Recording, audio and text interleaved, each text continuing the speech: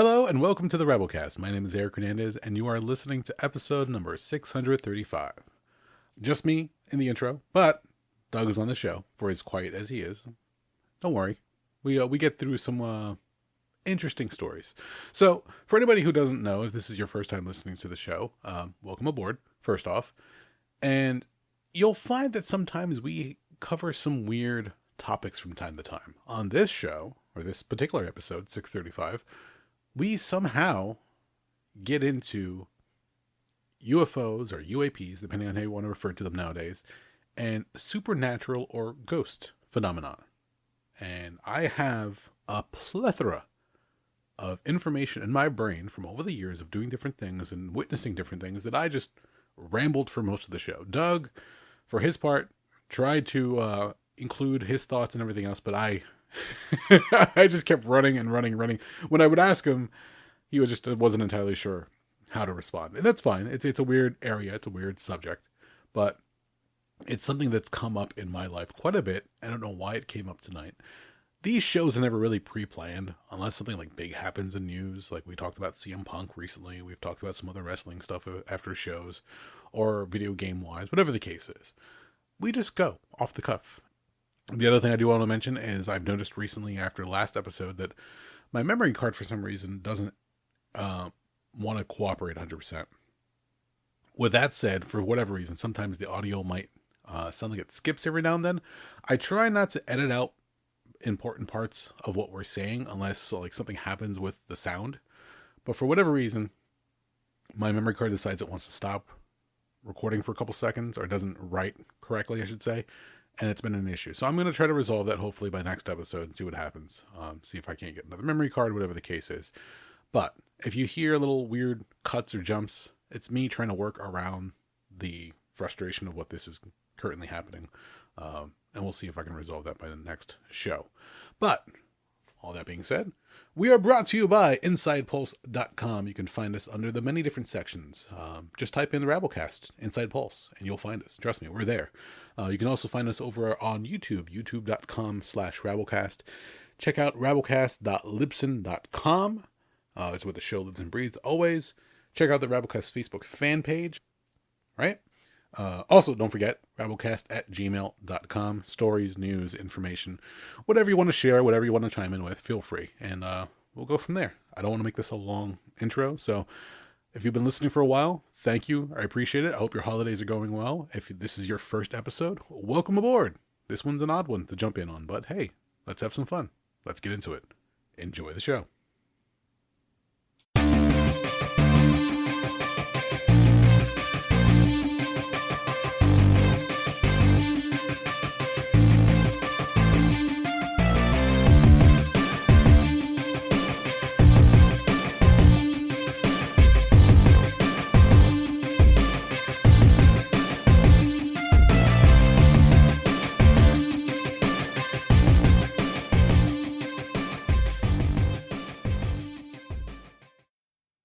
So last week, I had a little bit of a heart attack moment as we were recording, because I didn't notice it until later in the episode, where I would look down periodically at my recorder and see, its levels are good or anything that I need to attend to later on, whatever the case is. And it says card read error or something to that effect. Okay. And I'm like, oh shit, no, is the episode going to be saved? Fuck. I went back and listened to it, and there are spots where the audio like drops out for maybe 2 seconds. But if you were in the middle of a sentence, it would you would lose context of what you were saying. So I had to try to cut around certain things that we said just so I don't lose the gist of the idea or the notion that was being expressed at that moment. But I think I'd mentioned to you last week, I think it was after the show, that the SD card that I use in this thing, it's, for anybody listening, it's a Zoom PodTrack P4. The SD card has so many hours that's available before it's going to be full to capacity. I remember you mentioning this last week. Okay. Well, what I didn't realize, and this is something new to me because I'm still learning the ins and outs of this machine. I'm it's like every week I learn a little bit more about it and its capabilities. I'm online. I'm part of a lot of different threads and group that gives you tips and tricks on how to use it. Like apparently there's a new version of the firmware that I can update for it, but I just haven't yet. Just haven't had the time. But apparently in the settings, there's a multi-track file as well. So any channel that's on this, it saves a separate file for it. So this has 4 channels plus the sound pad, which I've never really used because the only time we've ever used the sound effects in this show, in the history of the show, was back when we used to do like the lightning round, and we just like do quick shots of news at the VCD pads with different sounds on them, and I could program them myself, whatever I want. But I didn't realize that each channel saves its own individual file. So if I want to go through, I have a file of just you speaking, or just me speaking, or just silence from the other channels. Interesting. It's very unsettling actually, because I'll speak, and then when you give your opinion or you give your thoughts, I'm silent. So it's just your voice and then a long pause of silence waiting for me to finish my thought, or you to to add in whatever the case is. So it's just like, I didn't realize how much. Oh, it just did it again. Fuck. It just says right error, and I don't know if this means the show's fucked or what. Oh, no.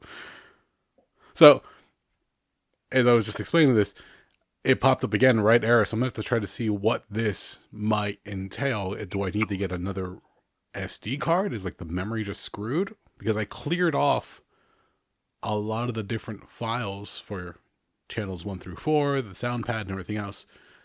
And I'm like, oh, okay, maybe it was just to double check and see if I have an extra SD file or SD card somewhere. Just probably format it, put the new firmware on, and maybe that'll stop it. It just started last week, so I'm hoping it doesn't become an issue going forward. It's definitely something I have to look into at this point, because now that's 2 episodes that are affected. It wasn't too bad from last week, from what I could tell. But like I said, I have to pay attention to the spots where it does catch. And it's very subtle. Like, it'll just drown out real quick, then it comes back. So I was like, that's what, a few minutes in, and suddenly it did it. So I'm hoping I'm hoping just overriding the blocks on the SD card goes smoothly, and it doesn't become more of an issue. So I don't know. We'll see what happens. With that aside, how the hell are you, sir? I'm just exhausted. I hear you. I had a dose of reality yesterday at work. Okay. Everybody knows at this point that my current situation is not the most ideal. I'm trying to figure out what to do and how to get around it and whatever the case is. But said how much work I've been doing, said how much responsibility I took on when I wasn't asked to really do it. But at the same time, I did everything to make things work and keep production running smoothly. And then I also said, hey, look, father of 2, medical issues have popped up for both my wife and myself. And overall, cost of living has gone up, and inflation is just a bitch. I didn't use that word, but all factual, all simple, straight to the point. And at the very, very end, she just looks over and with this detached stare off into the distance goes, it's not in the budget right now. I was like, okay, that's very interesting, because I know that there's equipment that's being bought, and I know that we brought on more employees. So the budget is very up in the air as far as what is and isn't allowed for it right now.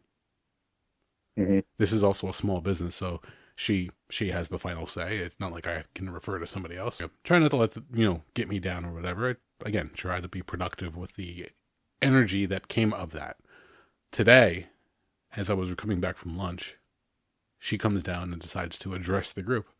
Oh, I just want to let everybody know that we'll be leaving early next Thursday, but we're going to be going to a restaurant down the road over here for lunch. I'm going to get everybody lunch for the holidays.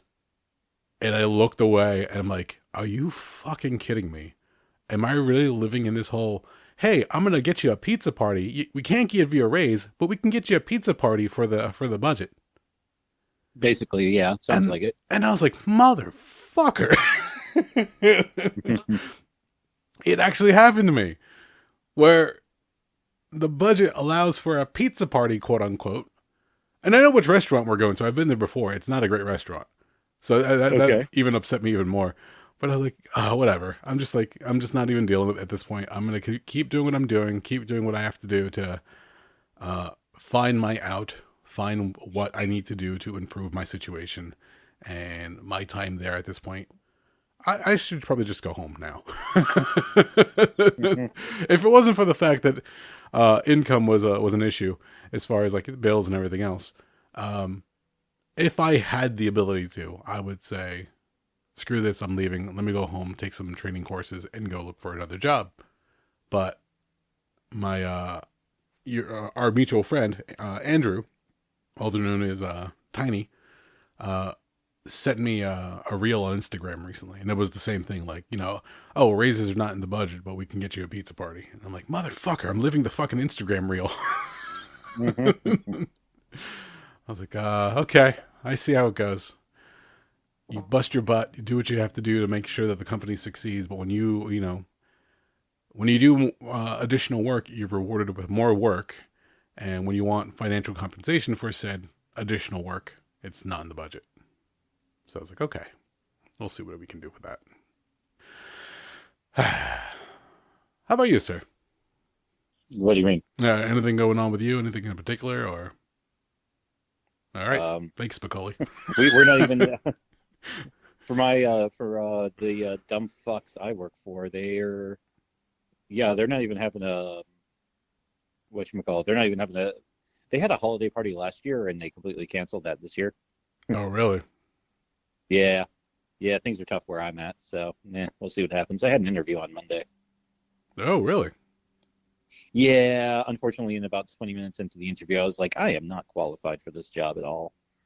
You'd be surprised, dude. I've gotten positions before where they just are looking for a body to come in and do it. Like the funny thing is when you look at job listings is they will quote all the different things that they're looking for, but really they're looking somebody for the position who is less qualified. They're just shooting for the stars as far as what they actually want.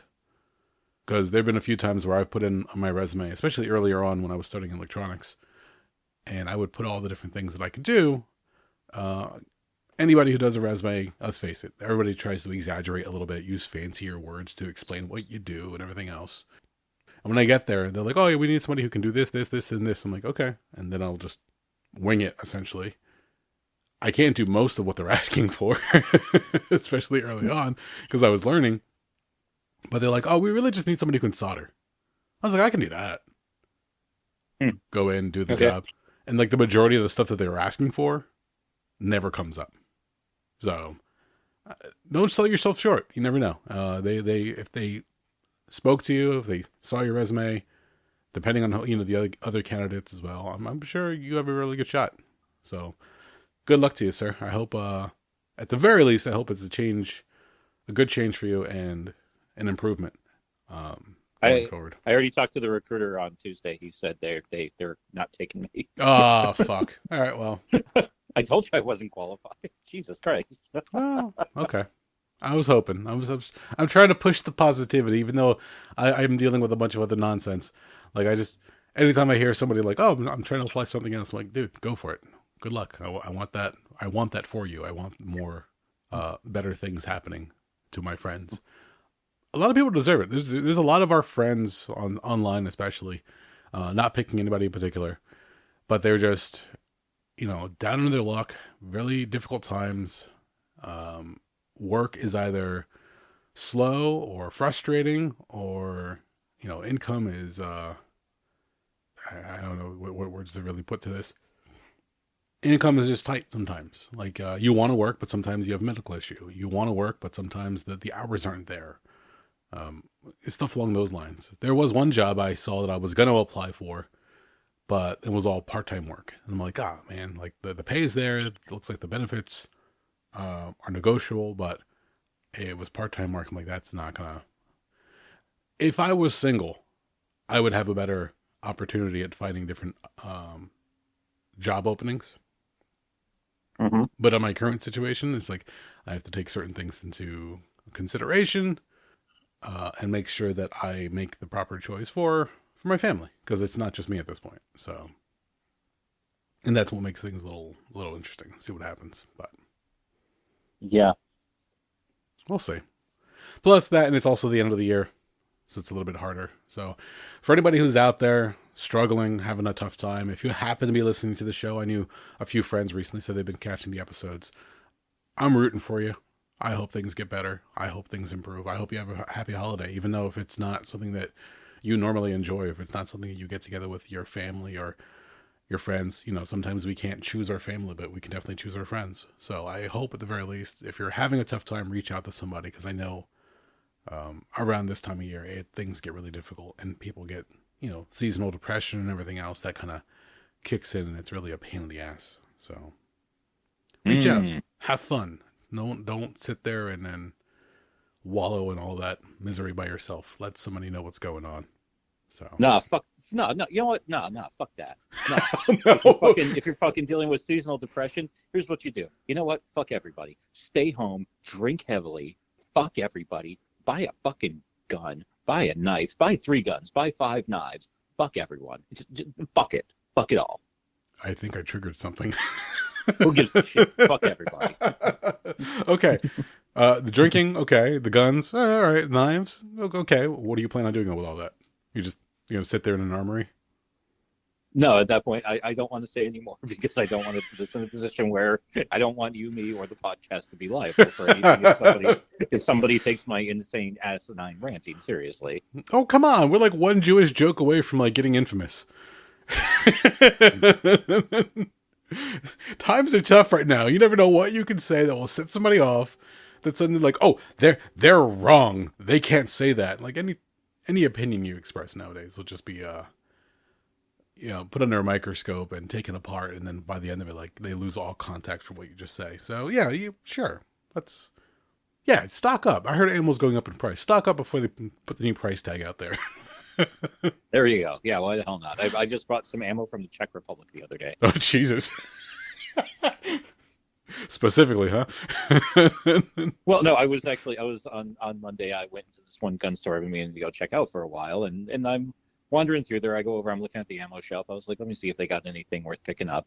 They didn't really have anything that blew my mind. They didn't really have they didn't have the 2 calibers I purchased. They didn't really have much, but I was looking at the 9mm rounds, and I was like, okay, they don't have anything like, they don't have any like safety or like self-defense rounds or anything unique or interesting like that. They just got range rounds. So I'm like looking, and I'm like, I see Fiocchi, and I was like, no, I'm not paying $18 for a box of 50. That's too much money.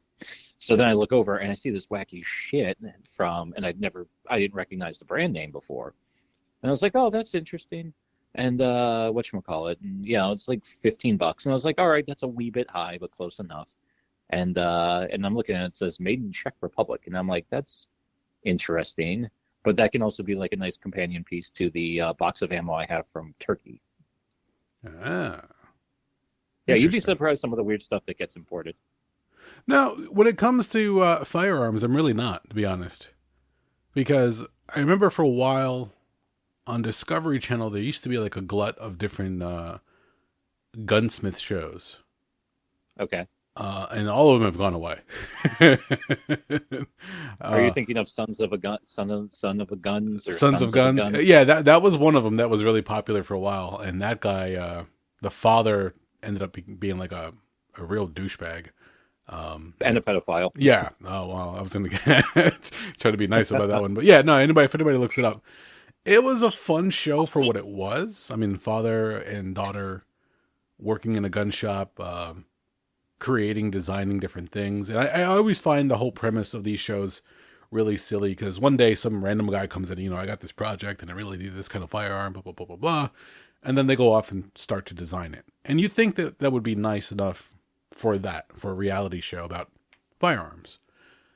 But then somewhere along the line, the producer and the father decide that they want to like introduce some drama to it. So then suddenly he gets to an argument with one of the guys, and now it becomes like this rivalry that happens, and they need this gun ready for some show in Vegas, whatever the case was. The guy's pretty much worked to the bone and gets pissed off. He leaves and creates his own shop. And then from there, it just gets like really, really messy and really, really silly because it's reality TV. But Hmm. some of these shows are really cool because you get to see some of the different designs, some of the different applications of the firearms, how they go about. Like, I think for one of the long range rifles, they go about showing the baffles and how the gas that gets expelled from the barrel as you shoot the bullet or the projectile. They show how they achieve the the velocity in of itself is one thing, but when they try to deaden the sound or where they try to reduce the muzzle flash or stuff like that, because there's certain applications that you want to try to use this for, whether it's for hunting, whether it's for fighting on a war, whatever the case is. That always intrigued me. That I wish they had always gave more time to. And then, of course, at the very end of each episode, they'd blow something up or they shoot something up, and then it would be a big spectacular. And it's like, oh man, that seems like a fucking amazing job. Designing Hmm. firearms, testing them, and then blowing crap up for Discovery Channel. And then, of course, like I said, the downfall and everything else. But apparently, the daughter and the daughter's boyfriend, I guess they ended up getting married. They ended up opening up their own shop or continuing the shop, and completely separate from the father. And they actually did and then every now and then you get the other shows on Discovery where they'd show like ex-marine or ex-military host a show, and they're showing you like future tech and all the new weapons that are coming out and just all the cool stuff that they're using out there in the battlefields and how they apply them, especially when they're overseas in Afghanistan or anything else like that. Because depending on whatever theater that they're in, the terrain and the surroundings are different, so every application's a little bit different. But nowadays, if you want to get like an idea of some of the future tech, you play like the most recent Call of Duty, and you have a better example of the kind of weaponry that's being used out in the field. And just like, Jesus Christ, the amount of design work that goes into this stuff and testing is just insane. The one that always amazes me, and I Hmm. don't know exactly how it works. I have like the basic premise in my head, is the trophy system. You ever see these? No, what's that? Trophy system, the way they use it in Call of Duty is a deployable item where if you want to try to avoid any kind of thrown projectiles, so grenades, smoke grenades, flashbangs, whatever the case is, you put this item out and it has like a sensor. So if anything that's flying in the air, it'll track it and take it out midair before it has a chance to reach its target. Hmm. The best example that I can say that it's used on a regular basis, especially in the current situation overseas between Israel and Palestine, is the Iron Dome. So Oh yeah. whenever a missile is launched towards them, it doesn't work all the time. Like it doesn't stop 100% of the projectiles in the air, but anytime something is launched and it's intended for a target, the Iron Dome is essentially an oversized version of a trophy system. So I don't know how many nodes they have or things are applied around the area, but they get popped in the middle of the air before they can detonate, and they render them useless. There was a story recently I was going through where there was an airplane that was supposed to be touching down on their airstrip in Israel, and it was under fire. And the Iron Dome system was popping those missiles before they can reach its target, essentially giving it an opportunity to land safely. And I'm like, Jesus Christ, imagine flying through the air and it's like a video game. Somebody from afar is hitting a button and just launching mass projectiles at you. And this system is just picking them out of the sky. Granted, again, not all of them are taken out. A few make it through, but it's like, ugh, geez. You're playing the chances there of statistically being able to land or just being taken out midair. I'm like, that's just one thing to design it, one thing to make it work and everything else. That for the real world application to see it happen, I'm just like, what the fuck, man? That's crazy. And anybody can look online, especially right now. There's videos online where you'll see like just like pops of smoke. They're not explosions necessarily. You just see them as they're taken out midair, and just like, wow, that's some crazy stuff. So, but yeah, that's the one that I always find interesting. And then the other one is now they're trying to find a way to add battery power to a soldier's gear or equipment. So whether it be for like night vision goggles, binoculars that are more advanced nowadays, guns with cameras on them, thermal heads-up displays, whatever the case is, they're trying to find different things that'll be one lightweight and two, recharges with movement as the soldiers are in the field. So they don't have to worry about lugging a heavy battery, because batteries, when they're fully charged, especially like a car battery, if you ever take one of those out, if you had one of those attached to a soldier, that's just extra weight. Doesn't need to be there for whatever reason. They're trying to downsize it, minimize it, but at the same time, deliver the same amount of power, just over time, spread it out. So the advancements in battery power and recharging electronics have been advancing more and more. And I'm kind of curious to see where it's going to be like 3 to 5 years, because from the stuff that I've been reading online, they actually have been making pretty good strides in it, where even at rest, a soldier can have their battery recharging just based off of the movements that they're doing on the field. So I'm like, oh, okay, this could be a thing. Now, just imagine your cell phone being able to recharge just by you carrying it around every day. You don't necessarily have to plug it into a charger or to a charging station like the inductor chargers. You could actually just carry it, and as you carry it, it might charge like 10%, 15% throughout the day, so long as you don't have prolonged use. Like if you're not watching YouTube all day or Netflix, so long as you're not constantly draining it, it can charge itself slowly but surely. So yeah, future tech, that kind of stuff. Oh, there you go. All right, right on. But we don't have flying cars yet. No, well, yeah. Hey, yeah. Here's a fun story. What's up? What you got? So everybody keeps talking about UFOs recently. Now they've been rebranded UAPs, I believe, unidentified aerial phenomenon, because apparently UFO has a certain connotation to it now, that where it lends itself to too much nutballs and conspiracy theories. So UFOs has gone away essentially. If somebody says UFO, they might be crazy. But if you mention UAPs, and now the government's saying that, oh, no, there's classified information, blah, blah, blah. And even though some of this stuff has been coming out, especially from fighter jets and some of the cameras that are on board, or battleships and some of the stuff that they have as well, as far as radar detecting system. Because they always say, oh, we're out there and we see them all the time. We don't know what they are, but they're just different objects. One's been referred to as a tic tac. Another one's been referred to as like a sphere. Another one is like a large triangle. Nobody knows what they are. But the idea possibly is that some government has advanced technology. Whether it's us or whether it's somebody else, we don't know. The idea is they don't want to give out too much information in the mainstream news. Because if we did have advanced technology, we don't want to let the opposition know. Because then at that point, they can start researching or, reverse engineering, or even like if they have spies, whatever the case is, stealing information and try making their own version of said technology. But the rumor is that like maybe there is a flying car out there, and maybe the government does have some advanced technology where they can fly around. It is a different type of propulsion system that uses the gravity of the Earth to run around. So there's no jet propulsion, there's no engines, or there's no. It uses gravity in some weird way, and it's able to move through gravity in that manner. To which they're saying, oh, maybe there have been like flying jets and cars, and we've never been told.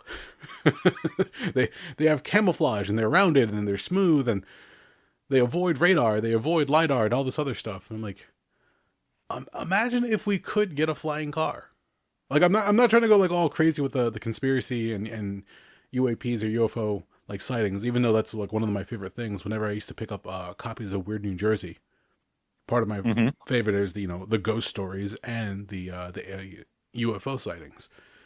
In fact, not too far from where we live, there's a bridge that goes over a canal. I can't remember what year it was. I think it was in the 70s and the 80s. Multiple people reported seeing a UFO back then over the bridge. And you're familiar with the bridge because we used to cross it to go visit friends all the time. It was called the Queens Bridge. It connects southbound Brook and Boundbrook. Oh yeah, I know that bridge. That bridge is real weird to drive over. Oh, it feels very janky. Whoever they constructed it's very odd. right above that bridge, there was UFO sightings back in the day. Huh, no kidding. In fact, I took a memory card out of an old LG phone that I had and popped it into my computer recently. And when I used to work up in North New Jersey, there was one night we were in the lab. We used to work second shift, and we all went out for like a fresh air break. This is back in like '07, '08, around that time. Okay. And we all went outside, and one of the guys was smoking a cigarette. And we are just, having fun, talking. And then in the air, we saw 3 or 4 red lights that were lined up in a single file vertically. And we're like, what the fuck is that? And they were just like slowly like floating in the air, but they were like kind of making their way down. But it was like off in the distance a long ways. I have video of this. We're trying to figure out. One guy's like, oh, maybe it's a flare. I'm like, no, a flare wouldn't stay up that long. Plus, it would have a trail. Another guy's like, oh, maybe it's an airplane. Like an airplane will travel horizontally, not vertically. Maybe it's a helicopter. I'm like, there are too many lights spread apart for that to be a helicopter. We had no explanation for what it was. Oh, wild. But I have the footage of it. I'm like, oh man, this is fucking cool. I forgot I had this. Is it a UFO? No clue. Could it have been an early version of a drone? Possibly. But back in '07, drones weren't really... drone technology was not available that widely, I believe. At least not for commercial use. I don't think there were many drones out there. I don't think it became like widely commercially available for like another 6 or 7 years after that. Exactly. So we were going through, and I think like the next few nights we were like checking out the news, and there were reports of like weird lights up not too far from our area. So whoever else saw it, called it in, and they were like, oh, I'm seeing these odd things. And after a while, the formation kind of broke a little bit as they went down, but then like they went behind a tree line and we couldn't see them anymore. We've had like weird things happen, and just like, okay, I never expected to see that. It happens. You're like, oh shit, what happened? In fact, okay, so making this already a weird episode. Years ago in our current house, I was on the first floor hanging out in the living room, and I think I might have told this story. I don't remember. Okay, so for anybody who's new to the show, this is a fun little story. I got up probably like 1 or 2 in the morning to go use the bathroom. And as I got to the hallway of the house, my mother's coming from her room, and she also wants to use the bathroom. And I'm like trying to say, like, go ahead after you, whatever the case is. To my left, the doorway for my brother's room is there, but the door is closed all the way. And we have stylish glass knobs for the door handles. But whenever you go to open them, they not that jingle, but they move around quite a bit. They make a lot of noise. As my mom and I are like having this brief encounter, we suddenly hear the doorknob starting to shake and move. And I look over and I can see the doorknob now. Okay. And the door is like jiggling around. I'm like, what the hell? My mom's like, open it. I'm like, you open it. Fuck you. Both like completely mystified by what's going on. Then it stops. It was jiggling around for like 3 to 5 seconds. It stops. I walk over slowly, grab the knob. Nothing's happening. Turn it slowly. Push open the door. The light from the hallway is now going into my brother's room. I can see now with the light coming in that my brother's laying in bed and he's snoring his head off. And I walk in there and I like forcefully push him really hard in the shoulder. Nothing. Push him again. Finally, snoring stops. Looks over. He's like, what the fuck? I was like, were you just shaking the doorknob? He goes, the what? I was like, the doorknob. Were you just like jiggling it around? He goes, what the fuck are you talking about? I was like, all right, never mind. Go back to bed. Leave the room, close the door. All the while I'm watching it. And my mom's like, what was that? I'm like, I don't know what the hell that was. He was asleep. So that's weird. We've had occurrences in this house. Jen, years ago, when she was recording an episode of her podcast, she's hoping to get it back up and running, hopefully sometime in the next year. It was a podcast called Lollipop Geek. And the idea was get a bunch of girls together to talk about all things geeky and nerdy, TV, movies, games, whatever the case is. She had a bunch of friends who would come on and they would have different episodes. One time, there was an episode that was being recorded between her and our friend Kelly. They were hanging out in the living room, same place I am right now, recording this.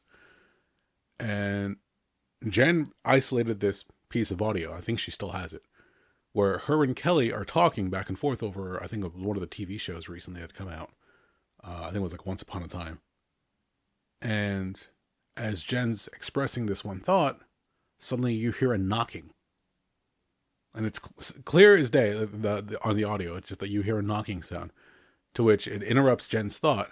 And she looks over at Kelly in the audio and goes, that might be Eric. So they stop. She goes to check. There's nobody at the door. She opens up, looks around, nothing's going on. Like, what the fuck was that? And Kelly's like, no, I heard that too.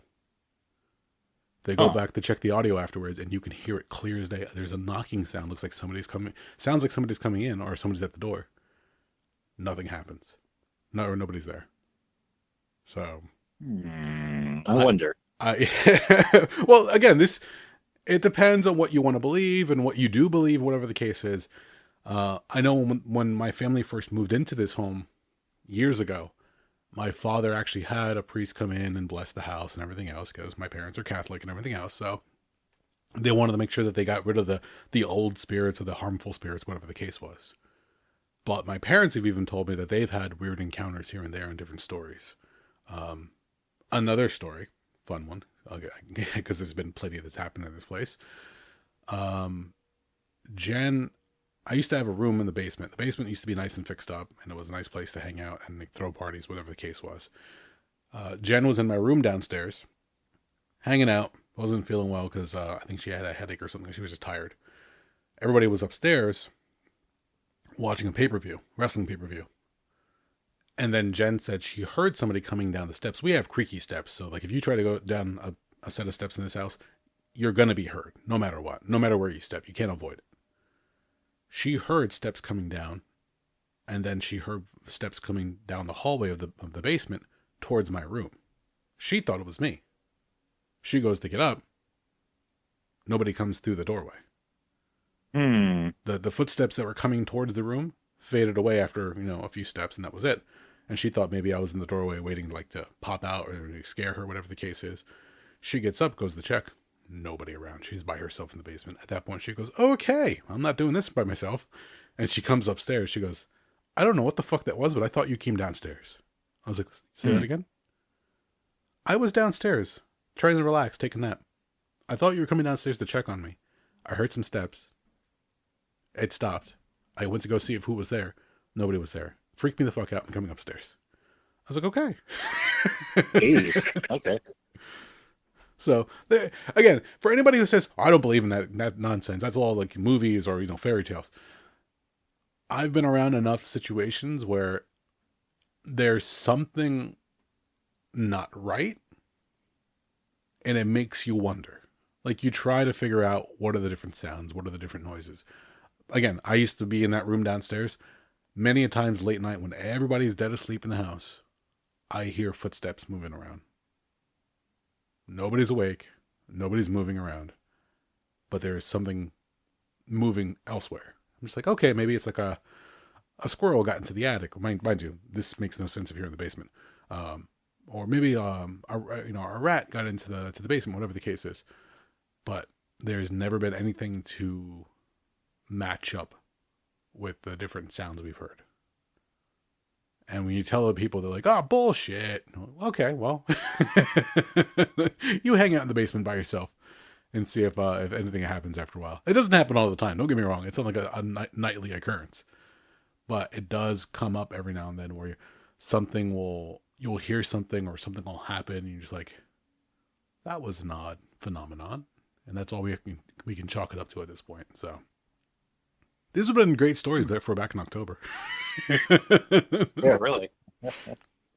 So, and it's one of those things where you look at the history of the house and how long it's been around. I think this house has been around since like the 30s or 40s. It's an older house. It's had a few different owners, and at one point it seemed like the first floor was like some office of some sort, and like the main living quarters were on the second floor. I think the basement at one point had like a pottery kiln or something to that effect.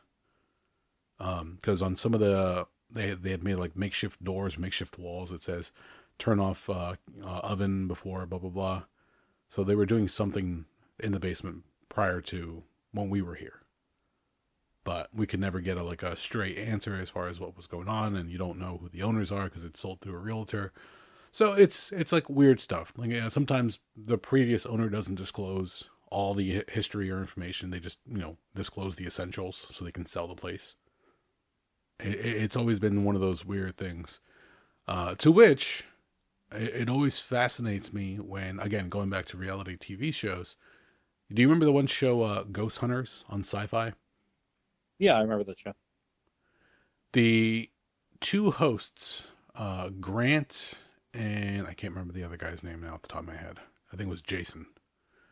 Grant left the show at one point, and they were like the main duo of the show for a while. Like they were inseparable, and they would go all over the place, all over the country, sometimes overseas, and they get invited to some different settings, asylums, hospitals, houses, boats, or ships, whatever the case is. And they'd go through and they'd set up their cameras, have their recorders, have their little trick with the flashlights. If you those flashlights, if you screw them to the left or to the right, sometimes the flashlight will turn on and it has no button to it. Yeah. The idea is if you screw that so it's slightly loose, so there's barely contact with the internal mechanism that turns the light on, you leave that on a desk, and then you start a session. This is like all useless knowledge is stuck in my head, by the way. The idea is you leave the flashlight on the desk, and sometimes they do one or two flashlights or different color flashlights, whatever the case is. But then they would communicate, quote unquote, with whatever's in the room and say, if there's anybody here, can you turn the light on? And then the light would turn on. And they'd say, can you answer questions for us? Flashlight 1 time for yes, flash the light 2 times for no. And they would have like weird footage of them communicating with something, supposedly, and the light would turn on and off in accordance with the questions. Sometimes it would just like get a little flashy and go on by itself, regardless of the questions being asked. Now, the debunking of that method was that depending on where they are and what the weather conditions were like. So if it's cold, things are going to contract. So if you have a flashlight that's loose, that contact that makes the light turn on and off is not reliable, because if you're looking to be in a cold room and do that quote unquote experiment, it's not reliable because the weather alone could make the flashlight go off, regardless of the questions that are being asked. Like you can just leave a camera on and you would see the flashlight flicker on and off depending on what's going on in the room. But a lot of investigators, and I use that term loosely, like to use that method to say that they what? I'm not trying to disparage anybody. Yeah, no, you're right. But these people sometimes give themselves titles that are not 100% correct, and that it's not reliable, it's not repeatable, and really you're just playing with the electronics, the mechanics of the flashlight itself. So whatever the case is, there's been a bunch of different methods, ghost boxes, meters, whatever the case is. One of my favorite pieces of footage that they have is when they were speaking to one gentleman and they have a thermal camera on him. And this guy claims that he can use or move energy in a certain way. And when you have the camera on him, it has a normal readout like you would see for any human being sitting in that position. Should be nothing out of the ordinary. But as the guy's speaking, suddenly the temperature around him, the thermal camera starts registering an uptick in temperature around him. And they have no explanation for it. In fact, when you see the footage, if you're taking it at face value, like, wow, that's fucking weird. Like, how does that work? But then there's people saying that, oh, they could have changed the thermostat and the ambient temperature around him could have easily climbed up as he's speaking, whatever the case is. Granted, there can be explanations for this because you're being presented this footage with very little information to go off of. But the visual of the ambient temperature around him, and it literally just like outlined him. So it's like they had like a heater on him at that point, because his body didn't go up in temperature, but everything around him just started getting like a hue of red, and then it started climbing to like a white light as far as the thermal camera is concerned. So you could see that it was getting the higher temperatures. And you're just like, oh, that's weird. It reminded me of the one scene from Ghostbusters when they have the colander on Rick Moranis' head. And then, then they have the thermal readout of him on the one television. And then you see it. It's not a human form. It's the demon dog. Yep. And you're ooh, that's kind of cool. Stuff along those lines. But I bring this all up to say stop me if I'm ranting too much. Please chime in whatever you want. Because again, this is all just information that's stuck in my head. One of the guys from that show left, and then he started doing his own like little retreats or investigations, whatever the case is. What was the hotel from The Shining? The Overlook? Overlook Hotel. Thank you. They'll go to haunted hotels. They'll go to castles overseas, whatever the case is. But they'll get groups together and like, oh, save the date. And they'll get people to sign up for like $200-$300 a pop. They'll go, they'll have like a hotel stays, they'll have food, and then they'll stay overnight as a group and investigate these different places. And I was like, wow, what a fucking racket, man. It doesn't matter if anything actually happens there. And like famously, the Overlook has had different phenomena, different occurrences, whatever the case is. But if you go to like Eastern State Penitentiary, which has a history as well, you go there and you book this with the venue or the place, whatever the case is, and you get these people to pay whatever ticket price to come and check this place out on a spooky night, whatever the case is. They make hundreds of thousands of dollars a night doing this ridiculous stuff, and you may or may not get experience. But people want to believe, whether it's aliens or ghosts or any other weird phenomenon. They're like, oh, something's out there, something's happening. We want to, see if we can touch it or be part of it, whatever the case is. One of my favorite shows to watch from back in the day, and I wish they would bring it back, but I understand it's a little bit more difficult nowadays. You and I are both fans of it because I know we've talked about it in the past. The MTV show Fear. Yep. The show that had what was it, Godsmack, Voodoo playing it for the theme song. You are correct. And they would take you to different places. In fact, I think Eastern State Penitentiary was one of the different locations that they had. I believe you're right. And they would essentially rig them up with selfie cams and vests, and they would give them different tasks they'd have to perform. Now they're all safe. They sign waivers, whatever the case is, and they're all being filmed at different angles from the little bunker that they're in to when they're out in the field. They have cameras in the field as well, but they have to go out and they say like, go to this jail cell and remove the tarp from this chair, or stand on this walkway and put the noose around your neck and throw the bricks off the walkway. And there's more than enough rope, so there's no fear of you being hanged. It's just giving you that fear to have you be in that experience. And it was such a fun, silly show. But then I remember when they did the, I want to say it was called the reunion show, where they brought a bunch of the different groups together. And one of the people apparently had been like haunted by something after they had been on the show. So something, whatever was there, whatever phenomenon, whatever presence followed them home. And like the person just started breaking down and crying. I was like, oh shit. Like we take this for reality television, but like, what if there really was something crazy? And in fact, I think when they were doing the Eastern State Penitentiary show, they do like little packages beforehand to get the audience familiar with the location. And the people who scouted Eastern State Penitentiary, even they ran into some weird phenomena, so much so that it chased them out of the prison. They got so freaked out that like they heard something was coming after them. They felt it coming down whatever open area, and they just started running. And they're like, "Did you hear that? I didn't know what it was." And they picked up some weird audio. Granted, again, it's a promo package, so who knows if it was pre-planned for that purpose. But it was like, ooh, like something's going on here. So I wish that kind of stuff would come back, because you could see people's reactions to weird phenomenon. And you're not going to get all the BS of an expert saying, well, the thermal properties in this area lend itself to a certain blah, blah, blah, blah, blah. Let's just have fun with the idea that maybe this place is haunted. Maybe there's something creepy going on. And for the most part, physically, you're in a safe space. But you might be playing with some weird forces that you're not familiar with. And they could stick with you after a while. Yeah, that sounds right. Yeah.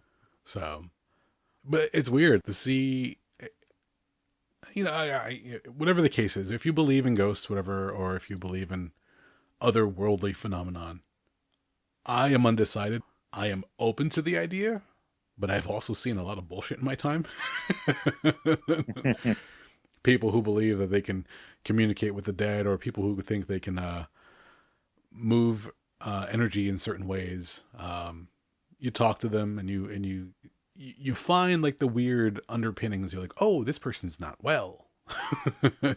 And maybe that might be lending itself to an odd idea or an odd notion that maybe they're more than they consider themselves supernatural. Let's put it that way.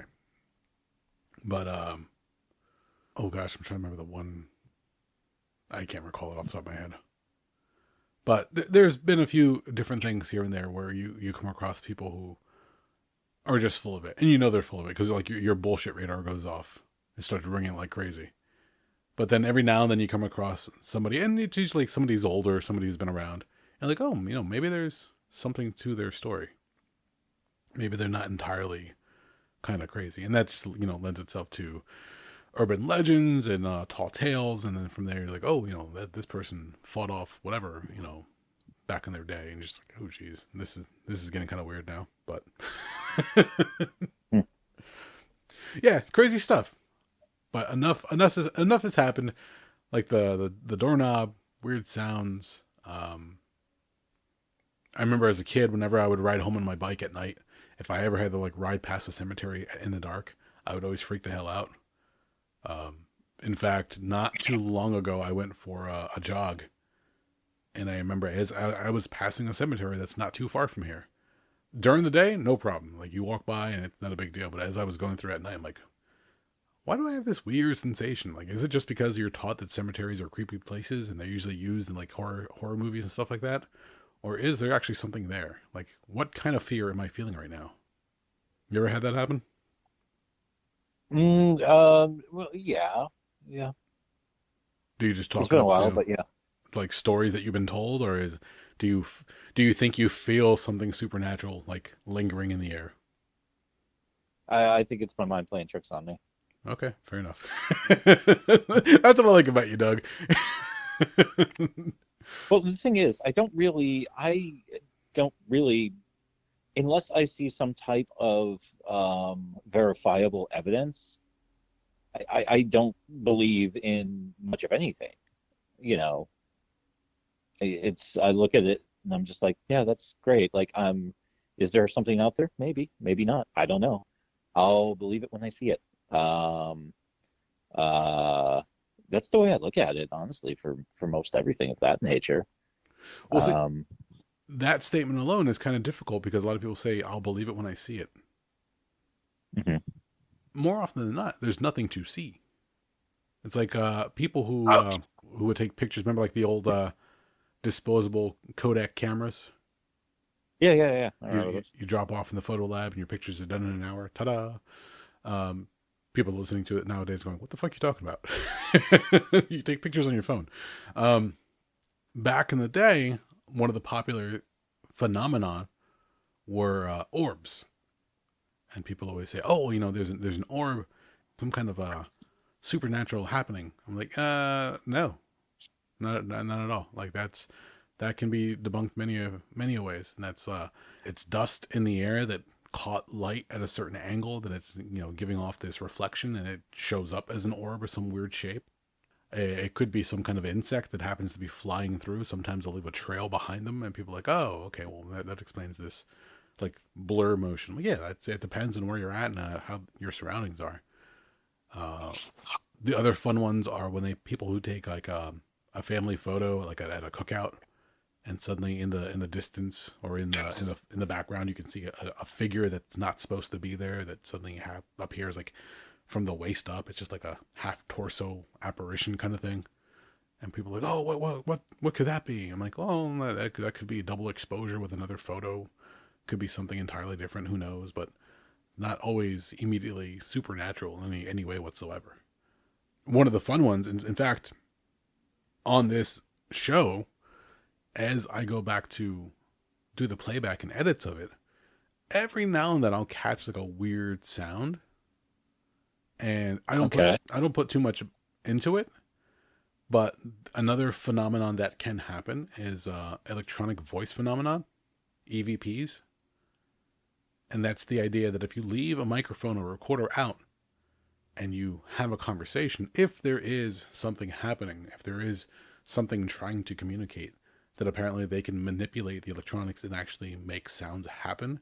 Now, the problem with this is it's very open for debate what the voice or the sound is saying, because you can hear it say one thing and somebody else hears that same phenomena, and then when they hear the playback they'll hear something completely different.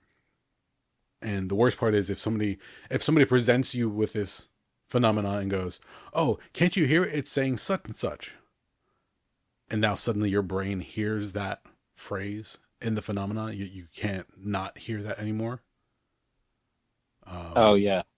Like there was one online. There was a few reels on Instagram. I remember they came across. It was like one was like you would hear, if you play the sound, you would hear brainstorm. If you play that same sound as you're reading the text, you would hear whatever other phrase is listed there.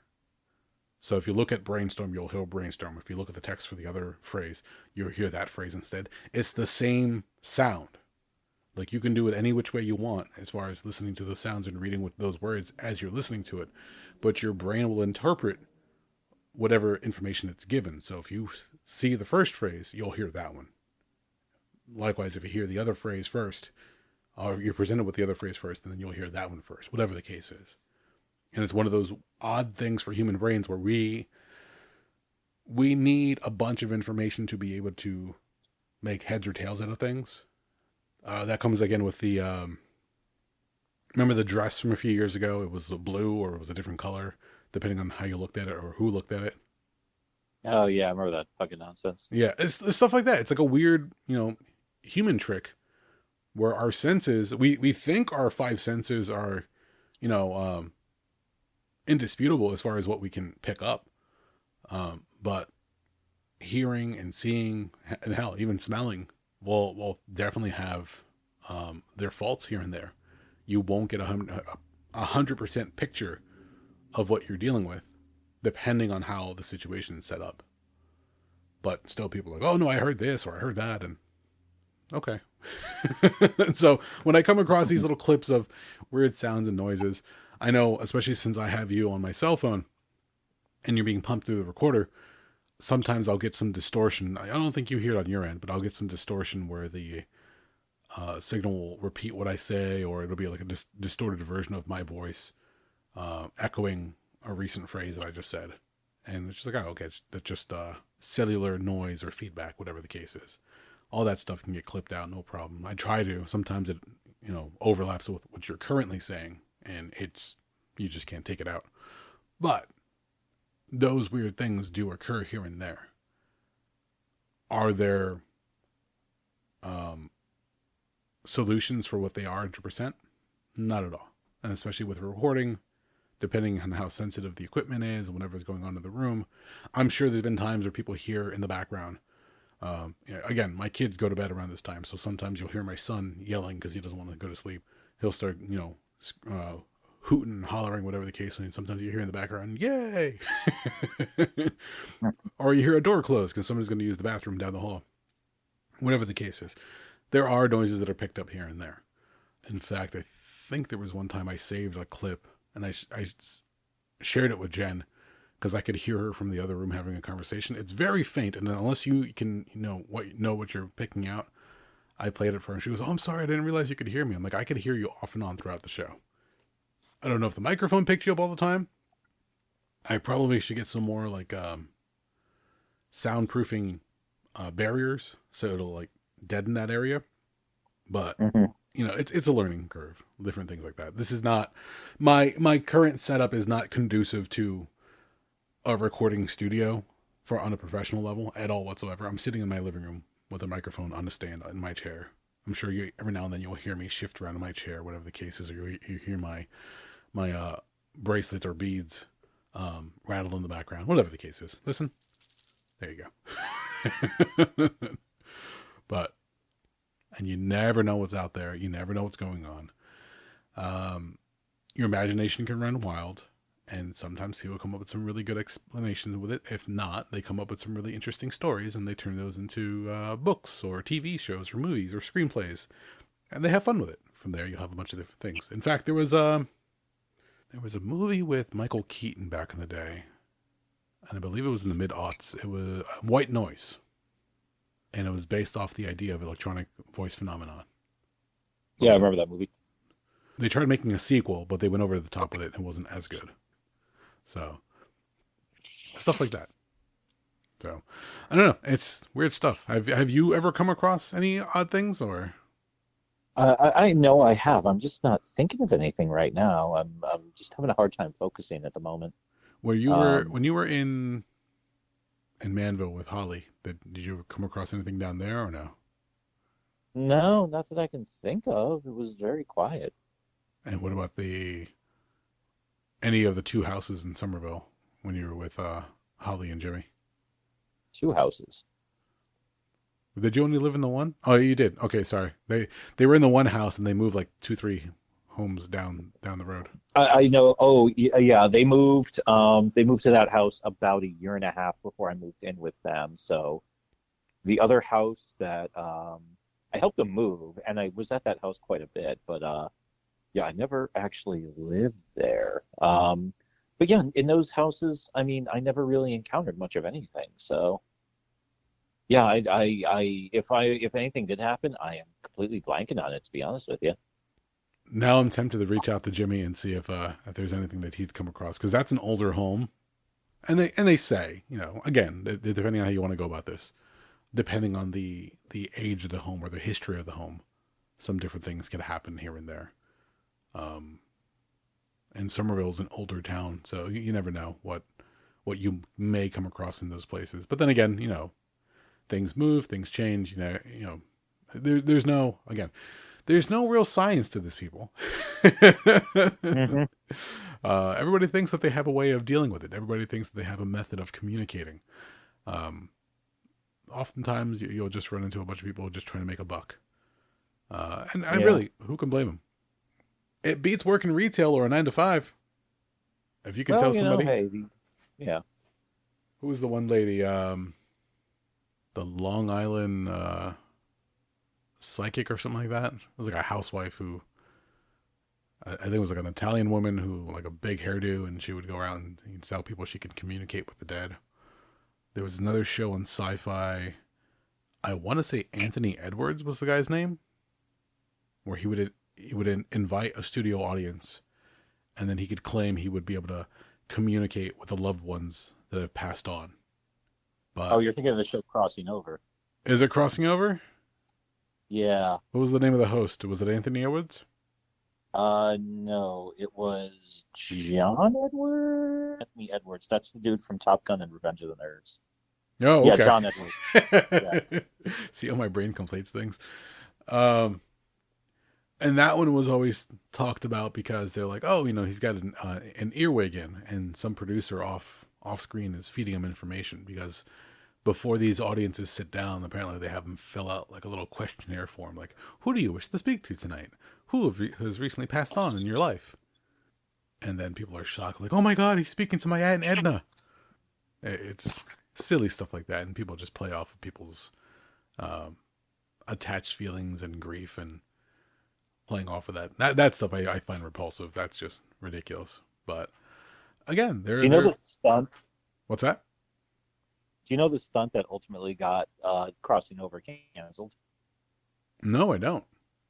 It was either, I think it was sometime in early 2002.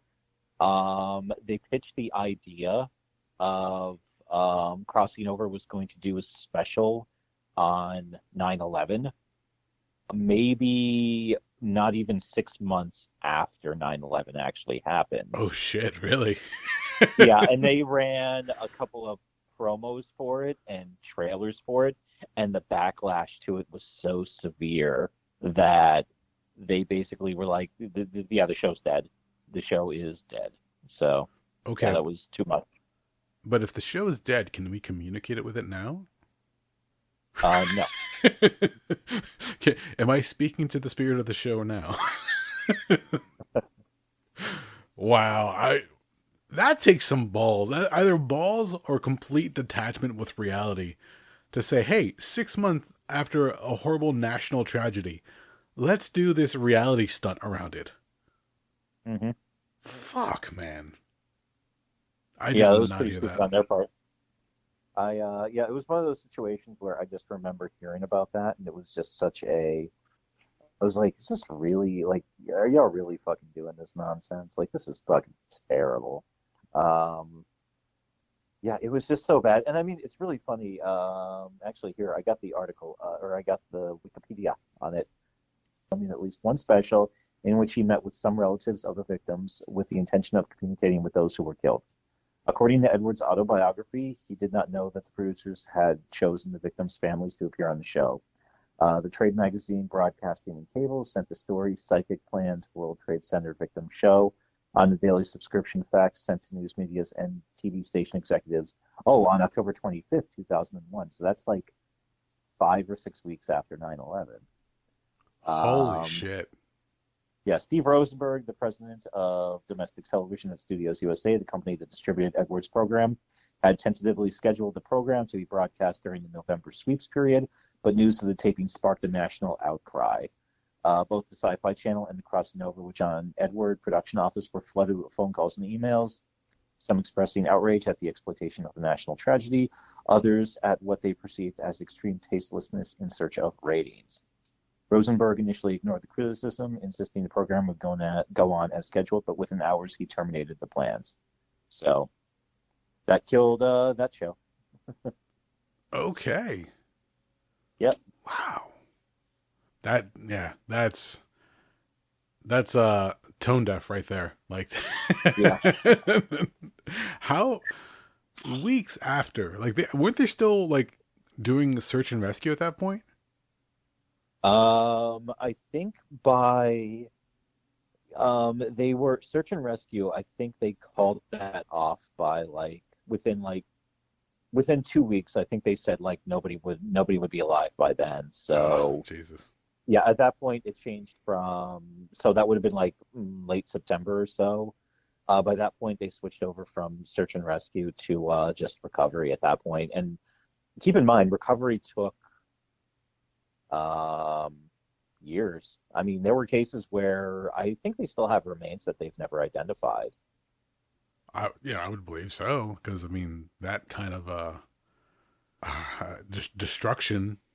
Like there's no real. Like, I mean, forensics has certain methods to identify remains, but after being exposed to a blast, a building collapse, and then whatever else entailed in between, like it's just there's no real way, no specific science at that point unless you have further methods to identify bodies or whatever's left. Ooh, fuck, man! I didn't realize that was gonna happen. Jesus. Hmm. Okay, so again, sir, there are certain people out there that are willing to make a dollar off of somebody else's grief. In certain cases, all right, if both parties are consenting and they know what's happening, sure. But in this case, dumb move. Holy shit. Hmm. There was another one where I remember reading, I don't remember the name of the group who was investigating, but they went out to this one area where there was like a bunch of like, I don't know if it was orphans or just children in general who were like, young in age, who were killed or murdered, whatever the case was. But they were taking these pictures out in the woods around the surrounding area where this, event happened. And when they took the pictures, they didn't find anything strange because they just were regular shots. But when they developed the pictures, you can see silhouettes of small children in the distance. They never doctored it. They claimed they took the pictures, took them home, developed them, and when they got them developed, don't touch the pictures, leave them as such. Let's get them over to somebody so they can check them out and everything else. And like they didn't find anything that was doctored, nothing that was changed, but they used that. It was like a cover for a book that they released about the phenomenon. I got to figure out what that was. But it was creepy because they were like lined up. It looked like an album cover for a new music release or something like that. But no, it was this weird phenomenon that was caught on camera. And then again, going back to weird New Jersey, and we'll close out on this one. There's the one story where I can't remember if it was, I think it was like a set of train tracks. And if you take your car to this specific area, I don't remember off the top of my head where it is, but if you put baby powder on the back of your car or like on the bumper of your car, and you go to this one area where there's train tracks, and if you put your car on the tracks when there's an oncoming train, your car will begin to move slowly by itself off the train tracks. And now the idea of putting baby powder on the back of your car or on the bumper of your car is that once your car clears the tracks and you get to safety, if you get out, you'll find little handprints on your car in the powder. Because they claim that whatever, like maybe like a school bus or something like that, but something had happened where a bunch of kids were struck by a train, and they never want that to happen again. So whenever they feel or sense someone else in danger in that same situation, they will push the vehicle out of harm's way. And again, there's people who claim that they have pictures of this and they have little handprints and baby powder or whatever the case is. It's debatable, but the story is always more interesting than the actual result. You're like, ooh, how did that happen? Like the girl who was struck down by a car on prom night and she was looking for a date. Or I remember in Chicago there was a cemetery that had like the bars would burn or like oxidize in one spot in particular, and they look like the formation of hands. So much so that the cemetery actually cut and removed the bars from that area and just removed the bars in general because it kept happening over and over again, and people kept coming to document it or investigate it. If you're a fan of Weird New Jersey, pick up the magazine or go to their site because they have tons of those stories all listed there, and like they'll have the urban myth or legend behind it and some of the people who claim to have witnessed or been exposed to the phenomenon. Just some weird stuff. So all right, crazy stuff, man. Just time for the holidays. If you believe in what was it, Christmas Carol, you'll be visited by 3 ghosts, technically 4, but those are always fun. I miss that cartoon actually. I used to love watching the Disney version with I think it was my first exposure to Ebenezer Scrooge, who later went on to become really popular in DuckTales. So and Mickey Mouse playing Bob Cratchit. Weird stuff, man. All right, well, I hope you don't mind that I rambled for most of the show.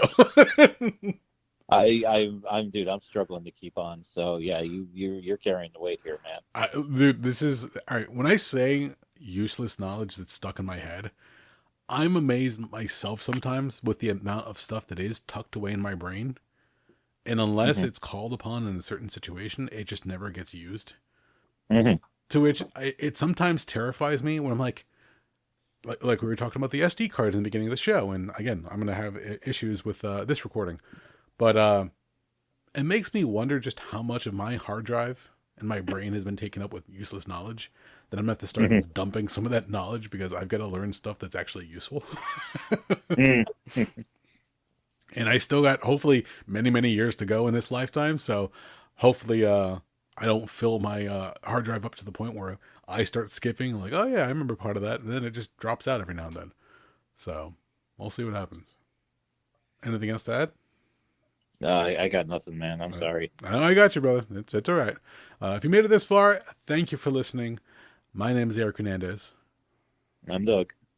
And we are the Rabblecast. Wait, did you hear that? No, what? No, it was nothing. Never mind.